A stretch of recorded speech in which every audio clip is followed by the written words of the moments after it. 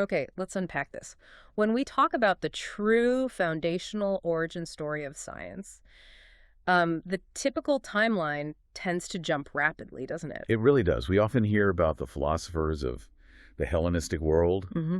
Plato, Aristotle, geometry. Right, the foundations. Exactly. And then, boom, it feels like we fast forward 1,000 years Hmm. straight to the European Renaissance, the Enlightenment. It's presented as this clean narrative, but, well, it's historically incomplete, isn't it? And maybe more importantly, it kind of misses this incredible intellectual revolution that happened right in the middle. That gap, Yeah. that 1,000-year period, that's precisely where we're focusing today, this deep dive. It's really tailor-made for you, the learner, who recognizes that, major intellectual shifts don't just happen in a vacuum. Yeah, they build on something. They do. Yeah. So we're going beyond that familiar Greek inheritance. We want to investigate this critical era where Islamic civilization took ancient knowledge and, well, they didn't just passively preserve it. No, that's the common misconception. Right. They actively and radically transformed it. They were essentially inventing key components of what we now call the modern scientific method, centuries ahead of their time. And here's where it gets really interesting, I think. We're starting to realize that the concept of scientific rigor, as we practice it today, the commitment to verification, the tools for managing error, even the safety net of peer review. Things we take for granted now. Exactly. These were consciously forged during this golden era of scholarship. It's like we're discussing the original code switch, the moment intellectual inquiry really shifted gears from just philosophical deduction to empirical experimentation. Absolutely. The scientific method, that system we rely on, observation, hypothesis testing, critique, it didn't just suddenly pop up fully formed in Western Europe. That's the narrative, but not the reality. Not at all. The evidence shows that key Muslim thinkers were the pioneers of these concepts. They established the indispensable groundwork for fields like, well, experimental physics, rigorous error analysis, and even formal scientific accountability. Okay, maybe we should start by setting the scene for this intellectual leap, because I think many listeners probably assume that this move toward empirical science, it must have been inherently secular, right? A break from religious tradition. That's a really common assumption and is a crucial point to clarify right at the start. It actually beautifully reframes the whole discussion. How so? Because the emergence of the scientific method wasn't just the work of a few sort of isolated secular geniuses. Far from it. Many, many Muslim scholars contributed, and yes, quite surprisingly to some, many were deeply rooted in Orthodox theological schools. Like the Asherite school you mentioned. Exactly like the Asherites. Their motivation wasn't necessarily to reject faith. In many cases, it seems their commitment to understanding God's creation, the natural world, actually led them to demand the highest possible level of empirical evidence and intellectual rigor. Wait, so the religious impulse actually fueled a methodical, scientific approach? That seems counterintuitive to some modern perspectives. It might seem so now, but think about it this way. For them, creation was like this massive, intricate text, God's handiwork. And you can't read a complex text accurately if your tools are sloppy, or if you're just relying on speculation or someone else's possibly flawed interpretation from centuries ago. Okay, I see. So the need for accuracy in understanding creation demanded better tools. Precisely. The drive for systematic observation, for testing, for verification for some of these thinkers, it almost became a kind of religious imperative, even while they maintained very strong theological beliefs. And this meant that the rigorous methods they developed, even though they might have been debated by philosophical contemporaries. Oh, you definitely were debated. Right.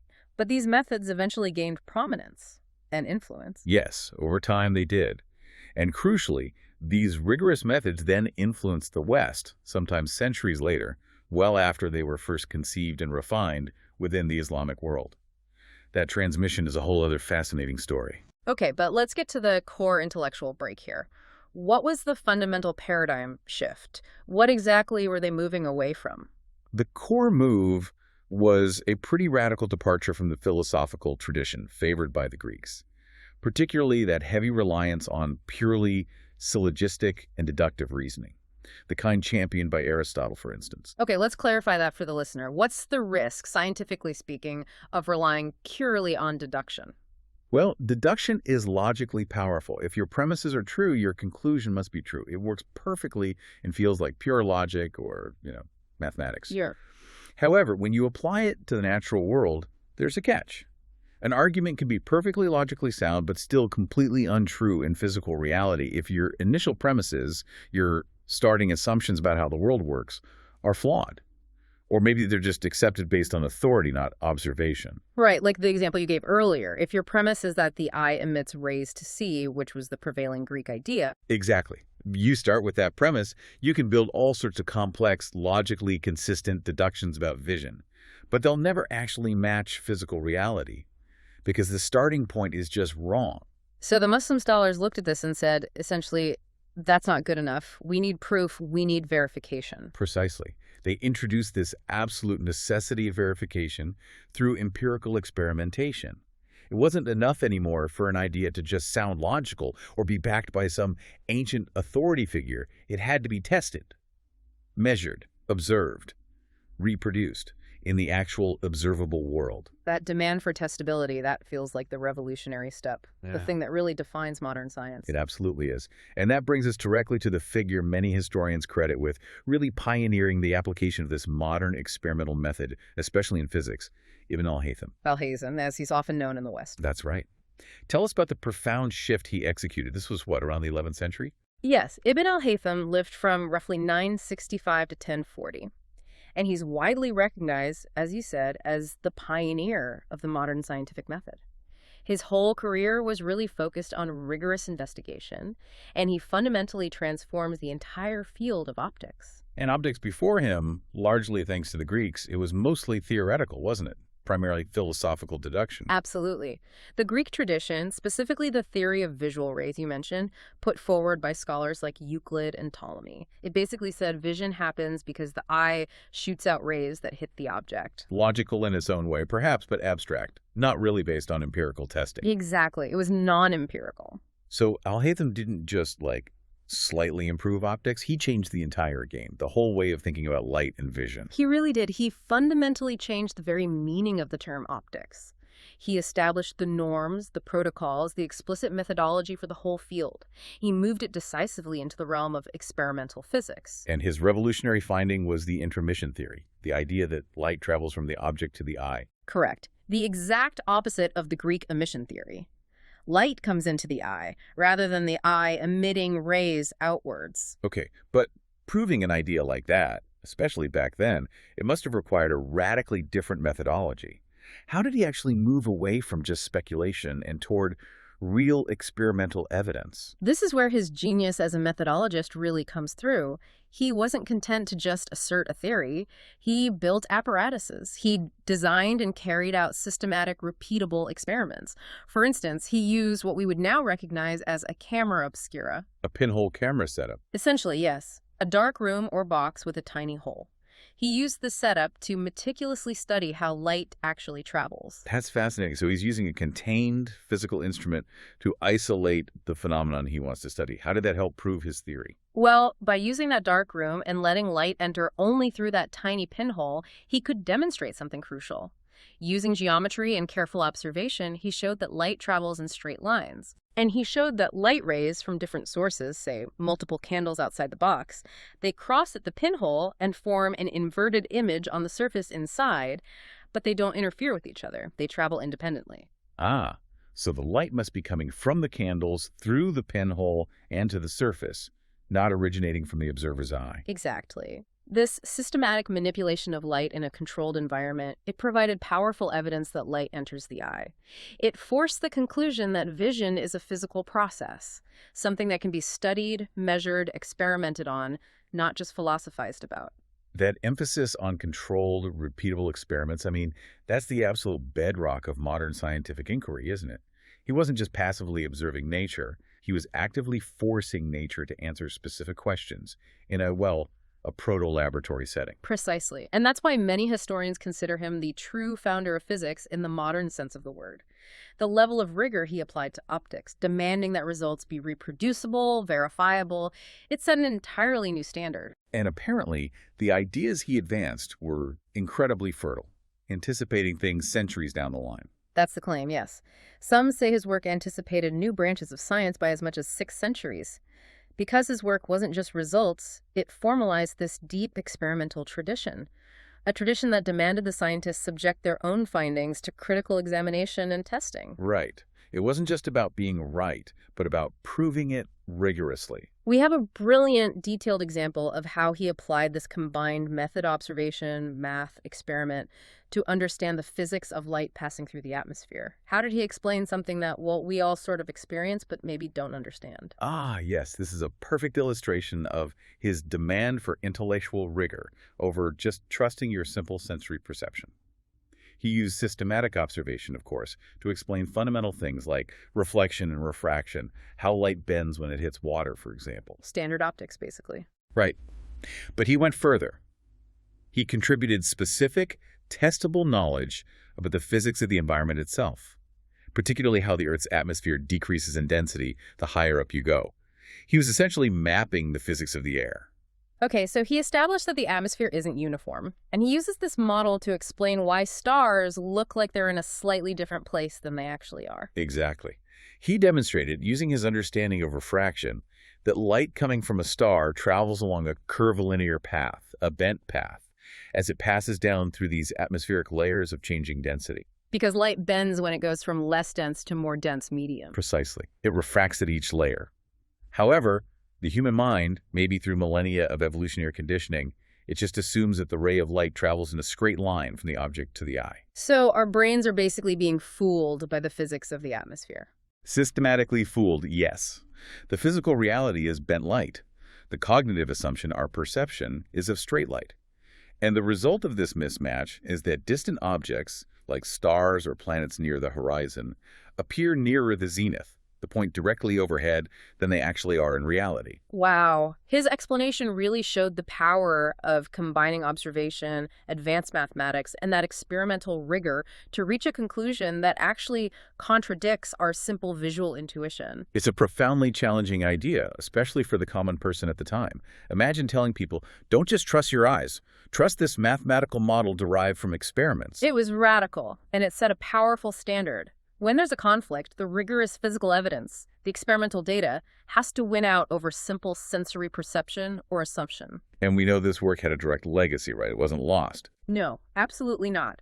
We have pretty strong evidence suggesting that the famous European astronomer Johannes Kepler, centuries later, borrowed heavily from Alhazen's optical work when developing his own theories.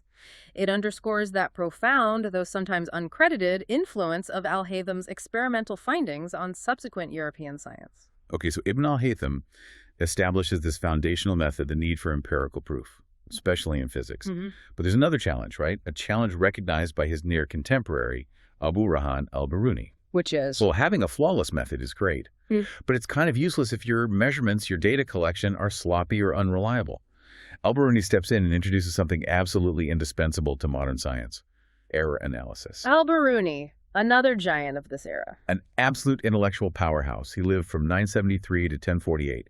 A true polymath: astronomy, mathematics, geography, mineralogy, history, you name it. And he, too, was associated with the Asherite school. He was, yes. And yet, despite that theological grounding, he was a very sharp, very outspoken critic of Aristotle. Why Aristotle specifically? His main critique was that too many scientists and astronomers, in his view, relied far too heavily on authority, Aristotle's authority, mainly and on abstract theoretical ideas about how the heavens should work, rather than relying on their own meticulously gathered, verifiable observations. He sounds like he was actively pushing back against intellectual complacency, against just accepting the wisdom of the past without question. He absolutely was. And he explicitly warned his fellow Muslims against putting too much faith in Greek philosophy, especially when that philosophy seemed to contradict observable facts or rigorous measurement. He recognized a fundamental problem. Even the most dedicated observer, using the very best instruments available in the 10th and 11th centuries, was subject to errors, flaws in the data. Right. Instruments weren't perfect. Humans aren't perfect. Exactly. And that's where his concept of error analysis comes in. What monumental contribution did he make to the scientific method regarding measurement? Al-Biruni essentially conceptualized and then actively worked to mitigate both systematic errors and random errors in observations. This is a huge leap.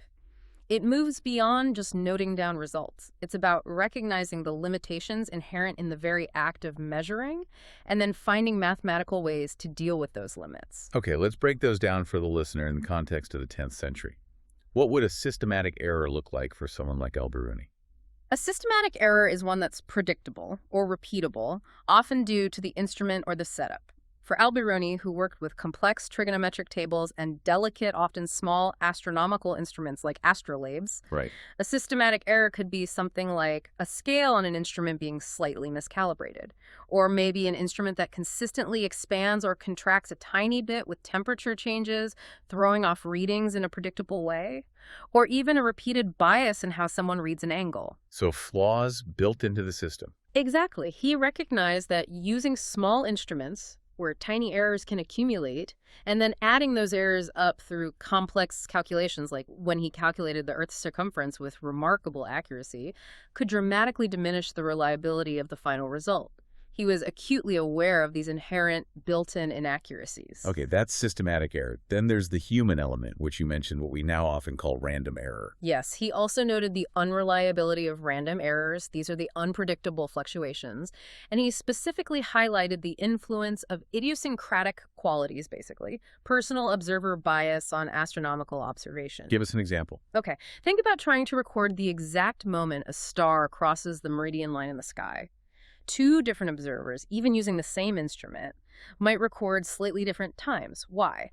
Maybe due to differences in their reaction time, or perhaps a slight tremor in the hand when marking the observation, or even just variations in atmospheric conditions at that specific moment. These are errors you can't really predict or eliminate entirely, only manage. So, faced with these unavoidable errors, both systematic and random, how did Al-Biruni propose to fix the problem? This really does sound like the precursor to modern statistical methods and quality control.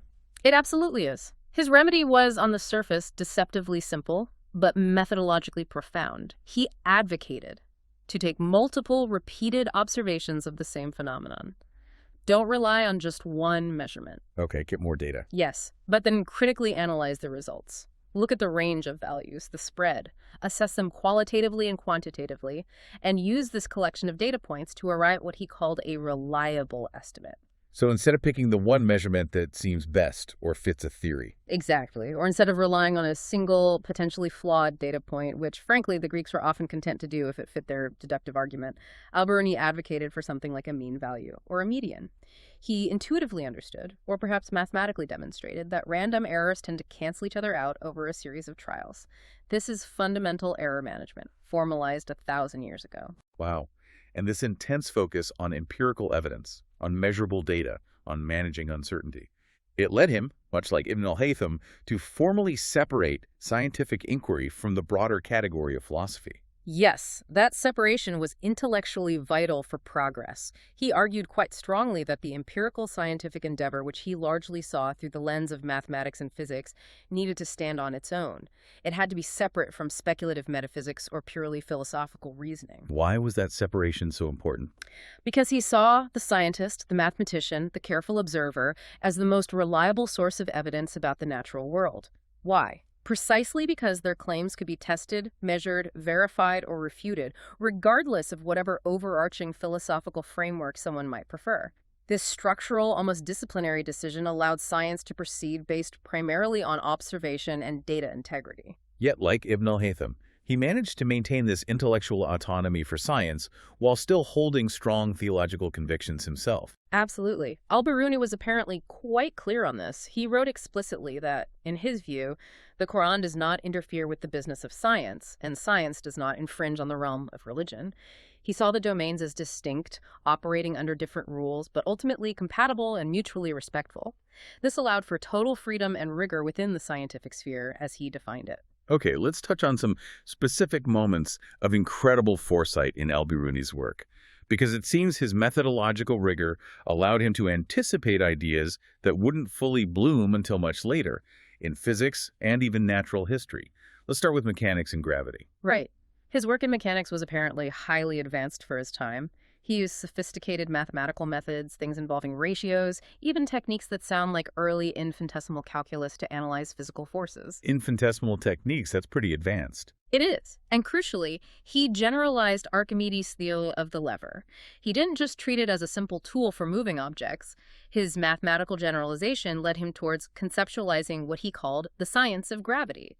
Not just thinking about weight, but about gravity as a more fundamental force determining things like specific weight and density. So, laying conceptual groundwork for ideas about gravity that would be developed much more fully later in medieval Europe. Exactly. It's the beginning of thinking about gravity in a more abstract, scientific way. And his experimental methodology really comes to the fore in his work on hydrodynamics, specifically measuring specific weight. Why was measuring specific weight or density so critical back then? This was a direct, practical application of his demand for rigorous measurement.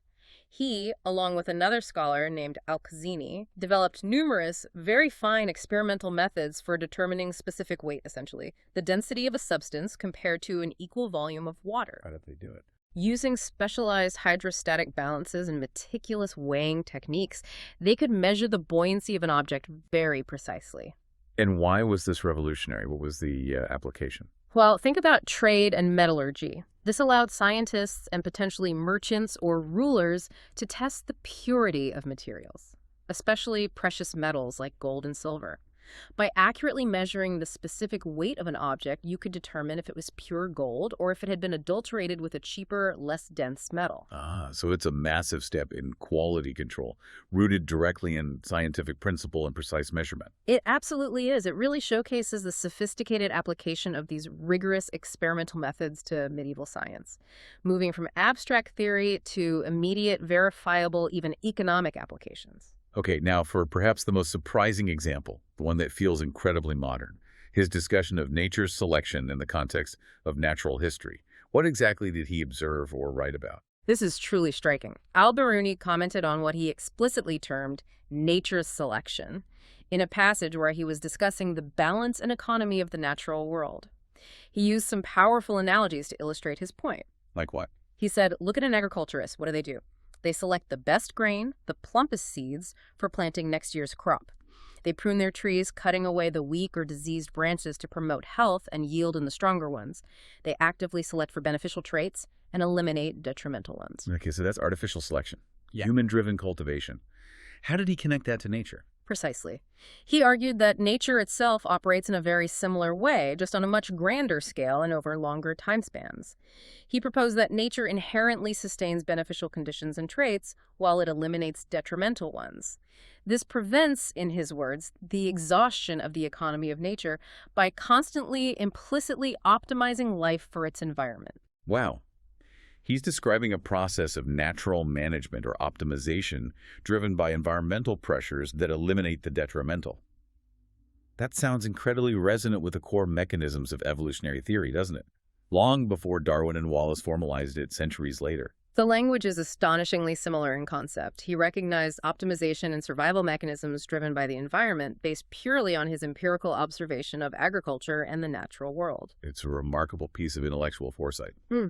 Okay, one last area for Al-Biruni, the great astronomy debate of his time. The question of heliocentrism versus geocentrism. He knew about this debate, right?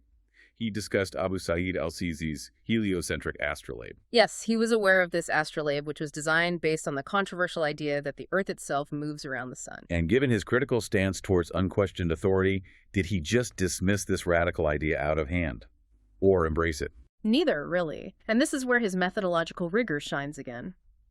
He noted that while he was personally intrigued by the idea that the Earth might move, he apparently found it interesting. He made a crucial distinction. Which was? He argued that the central question is the Earth in motion, or is it stationary, is fundamentally a question for the physicist to determine. It requires physical proof, observation, experimentation, and refutation. It's not primarily a question for the astronomer, whose main job, in his view, was mathematical calculation and building predictive models of celestial movements.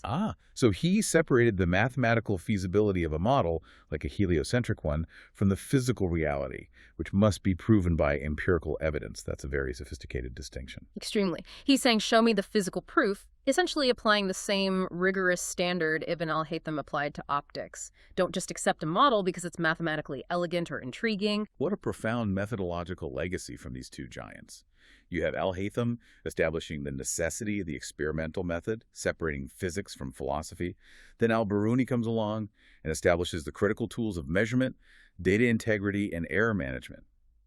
But science needs more than just brilliant individuals, right? For it to maintain integrity over time, you can't just rely on individual genius. It needs an accountable system. Exactly. Which brings us to a topic that's incredibly relevant today: the historical roots of peer review. This is perhaps one of the most compelling pieces of evidence we have, showing that this kind of systematic rigor wasn't just theoretical, but was actually institutionalized in Islamic civilization centuries ago. The process of peer review, which, let's be honest, is the absolute cornerstone of modern scientific integrity. Yeah, it's how we trust published results, mostly. Right. Well, this process seems to have roots far deeper than the modern academic journal system we usually associate it with. We're talking about formalized, documented professional accountability, predating the European academic revolution by hundreds of years. That's exactly what the evidence suggests. The very first documented description we have of a professional peer review process comes from a 9th century text. That's the 800s AD. Wow. Which text? It's called Adab al-Tabib, often translated as Ethics of the Physician. It was written by Ishaq bin Ali al-Rawi, who lived from 854 to 931 in al-Raha, which is in modern-day Syria. And this wasn't just abstract ethical advice. It laid out a formal protocol for medical practice. That is astonishingly early. What did this accountability protocol actually look like? How did they enforce it in a field as sensitive and potentially high stakes as medicine back then? It was surprisingly detailed and institutionalized. According to al-Rawi's text, a visiting physician had a strict duty. On each visit to a patient, they had to meticulously duplicate their notes, detailing the patient's condition, the diagnosis, the treatments administered, everything. Duplicate them, why? To create a standardized, verifiable record. One copy for the physician, perhaps, and one potentially for review or for the patient's family. Comprehensive, contemporaneous record keeping was mandatory. Okay, so step one is meticulous documentation. Where did the review part come in? The accountability mechanism kicked in after the treatment was concluded, or if there was a question about the care. If the physician's notes were deemed incomplete, or if the patient had reached a final outcome critically, this included both being cured or dying, then the physician's notes would be submitted for review. Submitted to whom? To a local council of physicians, essentially a panel of their peers. That sounds incredibly like a proto-medical review board. Yeah. Or maybe a quality assurance committee. What exactly were they looking for in these notes? Their role was to critically assess whether the physician had performed according to the established medical standards of that time. They had to consider the available knowledge, the accepted tools and techniques, the best practices known in the 9th century. So they weren't just judging the outcome. Because sometimes, obviously, a patient dies despite the best care. Precisely. They were judging the process, the methodology. Did the physician follow the steps dictated by the scientific and professional knowledge available to them? Did they make reasonable judgments based on the documented evidence in their notes? Okay, and what if the council found that the physician hadn't met the standard? Were there real consequences? This wasn't just like a friendly chat about improvement. Oh no, the consequences could be serious. This demonstrates a real commitment to public trust and professional integrity. If the council found the physician guilty of poor practice, negligence, or deviating unacceptably from standards based on that review of the documented methodology, then what? They could face substantial punishment. This wasn't just a slap on the wrist. Punishments could include the revision of their professional rulings or opinions, a formal public reprimand, which would damage their reputation, or, most tellingly, the physician could actually be sued for damages by a maltreated patient or their family, using the council's findings as evidence. Wow. The legal and professional implications there are huge. This system essentially institutionalized a form of critical inspection of performance where the documented results of scientific practice, in this case medicine, were subjected to systematic peer critique. And there were serious real-world repercussions for falling short. It really demonstrates an early, conscious, institutionalized emphasis on professional accountability, on quality control, and on the critical inspection of performance. These are all absolutely essential elements of modern scientific and professional integrity. And the fact that this level of formalized, potentially legal review was established centuries before similar processes became widespread in the broader European academic or medical fields. It just confirms that this drive for intellectual rigor wasn't confined to the laboratory, it extended into professional societal practice as well. Okay, so when we put all these revolutionary components together, we've got the empirical method, really hammered home by Ibn al-Haytham. We have the critical importance of data integrity and error management from al-Biruni. And then this surprisingly early system of institutional accountability exemplified by al-Rawi's medical peer review.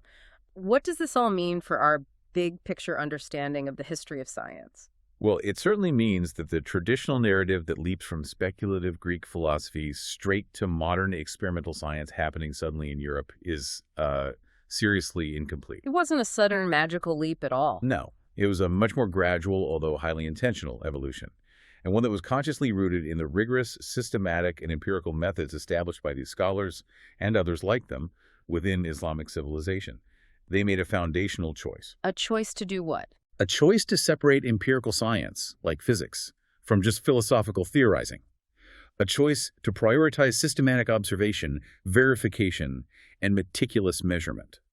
And a choice to institutionalize accountability through things like error analysis and formal professional review. So these deep foundational contributions, defining experimental protocols, applying complex mathematical error analysis, drawing those hard boundaries between physics and philosophy, formalizing peer review, they really underscore a vital and maybe often understated truth, don't they? Which is? That the foundation of modern scientific rigor is far more diverse and geographically distributed than those traditional historical narratives often suggest. It wasn't some kind of accidental discovery that just popped up in one place. It was a conscious, deliberate adoption of a new methodology.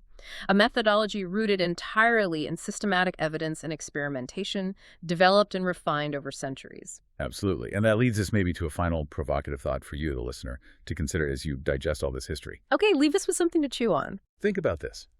Reflect on how the profound theological commitment held by many of these key scholars. Remember, al-Haytham and al-Biruni were both rooted in Orthodox schools. How that commitment to knowing God through the intricate study of his creation. How that very commitment, perhaps ironically from our modern perspective, drove them to create a methodology. The scientific method that is entirely secularly applicable, meaning it's universally reliable. Their personal motivation might have been theological internal, but the rigorous tools they forged, observation, experimentation, error analysis, peer critique, these are objective instruments. They are tools for determining empirical truth that work for everyone, regardless of their background or beliefs. They built a universal toolkit of science driven by a specific worldview, but resulting in something truly universal.